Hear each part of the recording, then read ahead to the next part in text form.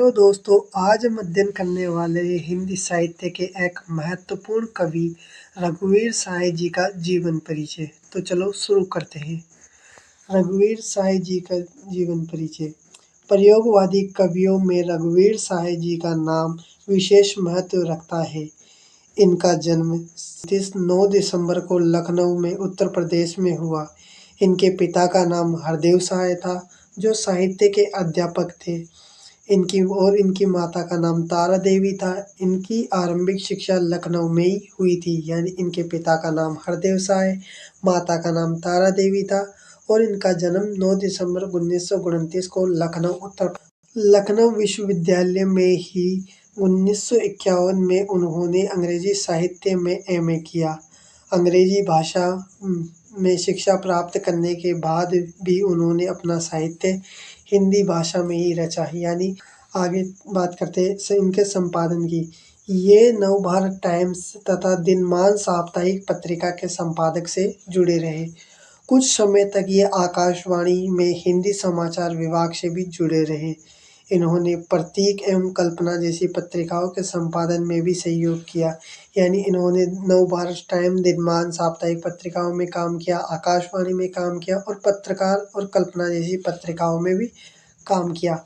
आगे हम इनकी रचनाओं की बात करते हैं। तो रघुवीर साय का हिंदी साहित्य में महत्वपूर्ण स्थान रहा है। ये समकालीन इनकी प्रमुख रचनाएं हैं, जिनमें सबसे पहले हम देखते हैं काव्य संग्रह। सीढ़ियों पर धूप में आत्महत्या के विरुद्ध हंसो हंसो जल्दी हंसो, लोग भूल गए हैं कुछ पत्ते कुछ चिट्ठियां, एक समय था आदि।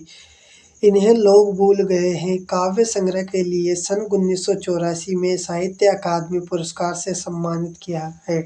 यानी जो इनका काव्य संग्रह था लोग भूल गए हैं, उसके लिए इनको 1984 में साहित्य अकादमी पुरस्कार दिया गया है। आगे हम बात करते हैं इनकी साहित्यिक विशेषताओं की।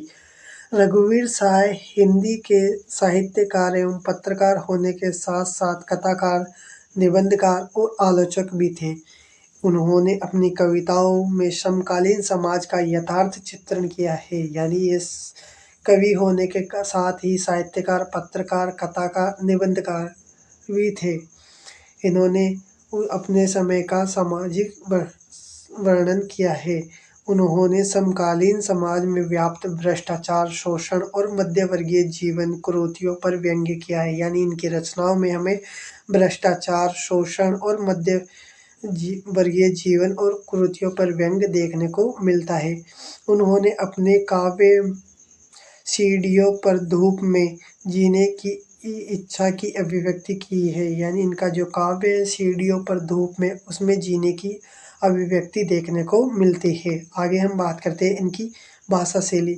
रघुवीर साय ने प्राय सामान्य बोलचाल की भाषा का प्रयोग किया है। यानी इनकी रचनाओं में हमें सामान्य भाषा, जो कि बोलचाल की भाषा है, वो देखने को मिलती है।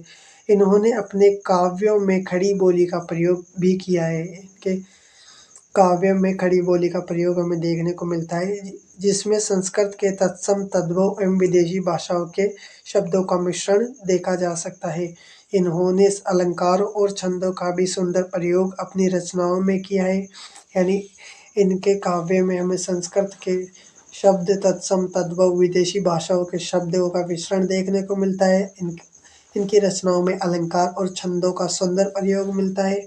अतः इनकी भाषा सरल, सहज और स्वाभाविक प्रभावमयी है। आगे चलते हैं इनकी मृत्यु। रघुवीर साय जी का 30 दिसंबर 1990 को दिल्ली में निधन हो गया। यानी इनकी मृत्यु 30 दिसंबर 1990 को दिल्ली में हो गई थी।